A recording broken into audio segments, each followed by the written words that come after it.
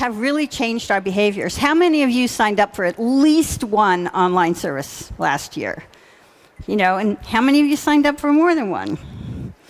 So a lot of people are out there watching. They're not watching regular TV, so how are you capturing these kids' eyes and families' eyes when they're on one of these platforms?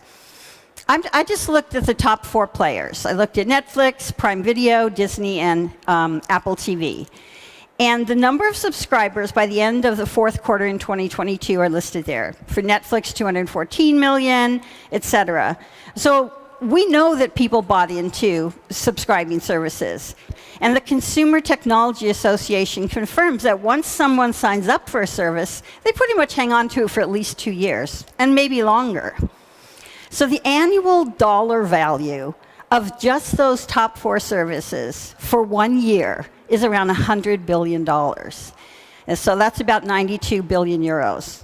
It's a lot of money, and so that's why the big entertainment companies keep investing in it, because they know it's going to get bigger. There's going to be more people involved in this area. So what we're looking at in the toy industry is alliances.